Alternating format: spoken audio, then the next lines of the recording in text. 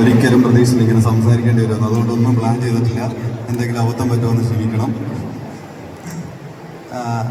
പ്രത്യേകിച്ച് ഈ തങ്കമണി എന്ന് പറയുന്ന സിനിമയിൽ അഭിനയിക്കാൻ പെട്ടെന്ന് വന്ന ഒരാളാണ് ഞാൻ. സുമിത് ബ്രോ വിളിച്ച് പെട്ടെന്ന് പറഞ്ഞപ്പം ആദ്യം ഒരു എക്സൈറ്റ്മെൻ്റ് ആയിരുന്നു. കാരണം ദിലീപേട്ടൻ സിനിമയിൽ അഭിനയിക്കുക, കാരണം വളരെ കുറച്ച് സിനിമകൾ അഭിനയിച്ചിട്ടുള്ളൂ. അപ്പം അങ്ങനൊരു ഷോക്കിലാണ് വന്നത്. പിന്നെ ദിലീപേട്ടൻ്റെ കൂട്ടുകാരൻ്റെ ക്യാരക്ടറാണെന്നോട് പറഞ്ഞപ്പം എങ്ങനെയാവുമെന്നൊന്നും അറിയത്തില്ല. ഇത്ര സീനിയറായിട്ടുള്ള ഒരു ആക്ടർ, നമ്മളൊക്കെ ബഹുമാനിക്കുന്നത്. അപ്പം അവിടെ വന്നതിന് ശേഷം ഞാൻ ഇത്രയും സീനിയറായിട്ടുള്ള ആക്ടർ ഒരു സുഹൃത്തിൻ്റെ റോൾ ചെയ്യുമ്പം ഇത്ര സൗഹൃദത്തോടെ നമ്മളെ ചേർത്ത് നിർത്തുമെന്ന് ഞാൻ ഒട്ടും പ്രതീക്ഷിച്ചില്ല. ദിലീപേട്ടൻ അത്രയ്ക്ക് സുഹൃത്തെന്ന നിലയിൽ തന്നെ നമ്മളുടെ ക്യാരക്ടറിനെ പോലെ തന്നെ നമ്മളെ കൂടെ ചേർത്ത് നിർത്തി അഭിപ്രായങ്ങൾ പറയുക, അല്ലെങ്കിൽ നിർദ്ദേശങ്ങൾ തരിക. അത് വളരെ വളരെ അധികം ഞാൻ സന്തോഷത്തോടെയാണ് ഞാൻ പറയുന്നത്. വളരെ ഹാപ്പി മൊമെൻ്റ് ആയിരുന്നു അവിടെ. അതേപോലെ രതീഷേട്ടൻ ഭയങ്കര കൂളായിട്ടാണ് ഷൂട്ട് ചെയ്യുന്നത്. രതീഷേട്ടൻ ഷൂട്ട് ചെയ്യുന്ന സമയത്ത് നമുക്ക് ടെൻഷനൊന്നും ഉണ്ടാകത്തില്ല. ഭയങ്കര റിലാക്സ് ചെയ്ത് ഷോട്ട് എടുത്തതിന് ശേഷം തെറ്റുണ്ടെങ്കിൽ വന്നിട്ട് കുറച്ച് കോമഡിയൊക്കെ പറഞ്ഞു ഒന്ന് റിലാക്സ് ചെയ്തിട്ട് അടുത്ത ഷോട്ട് തിയേറ്ററിൽ പോയി കണ്ട് വൺ വിജയമാക്കി തീർക്കണമെന്ന് അപേക്ഷിച്ചുകൊണ്ട് ഞാൻ എന്റെ വാക്കുകൾ ഉപസംഹരിക്കുന്നു.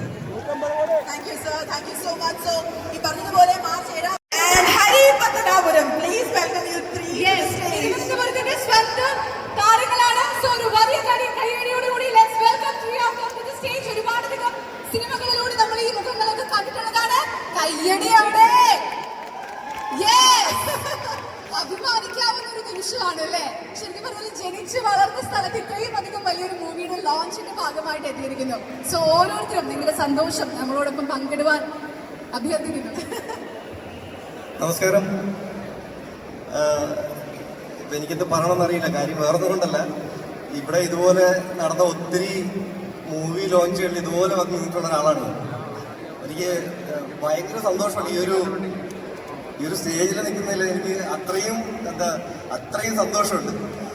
അത് മാത്രമല്ല, ഇങ്ങനെ ഒരു പടത്തിന്റെ ഭാഗമാകാൻ പറ്റിയത് അതൊരു തിരുവനന്തപുരത്തുകാരൻ എന്നുള്ളത് മാത്രമല്ല,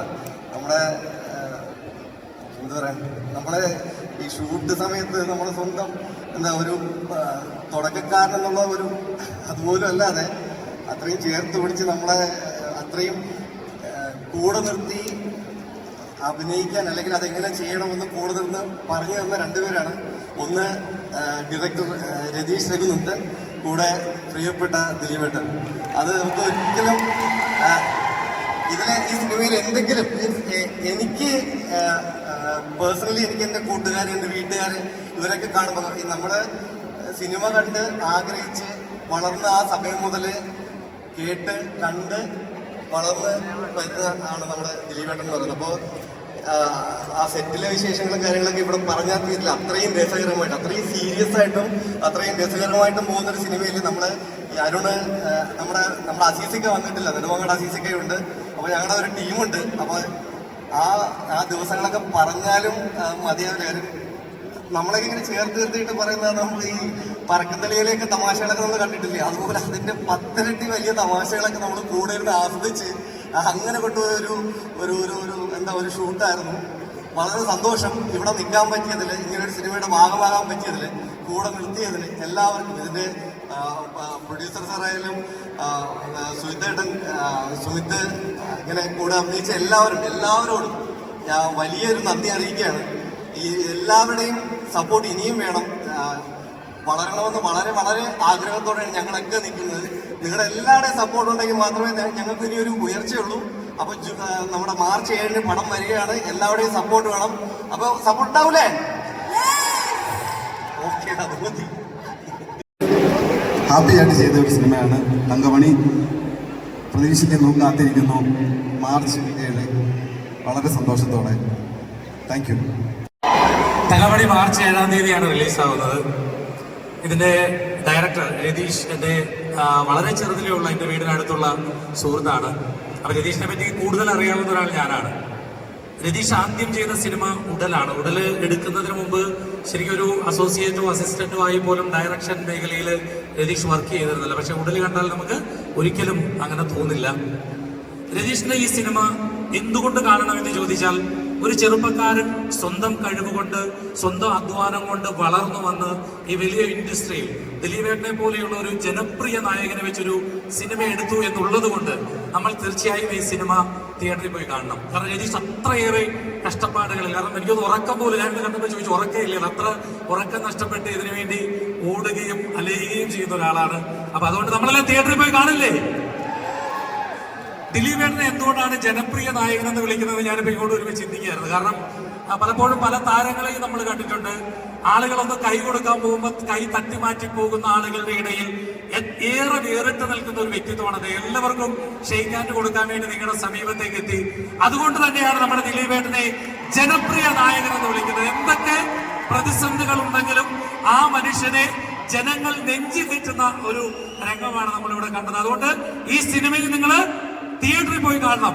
ഞാനൊരു പ്രവചനം കൂടി നടത്തുകയാണ്, ഈ സിനിമ വൻ വിജയമായി തീരും. നിങ്ങളെല്ലാം തിയേറ്ററിൽ പോയി ഇത് കാണണം തീർച്ചയായിട്ടും. അതുപോലെ റാഫിക്ക അവിടെ നിന്ന് പറയരുത് എന്റെ തിരുവനന്തപുരമാണ്, എനിക്ക് മനസ്സിലായില്ല, കാരണം അദ്ദേഹത്തെ കൊച്ചിക്കാരനായിട്ട് കണ്ടിരുന്നത്. അപ്പൊ തിരുവനന്തപുരത്തുകാരനായ റാഫിക്കയുടെ പടമാണ്. കോട്ടയം രമേശ് ചേട്ടനും എല്ലാവരും, സ്പിനു അടക്കമുള്ള എല്ലാവരും ഉണ്ട്. തീർച്ചയായിട്ടും നിങ്ങളെല്ലാം തിയേറ്ററിൽ പോയി കാണില്ലേ?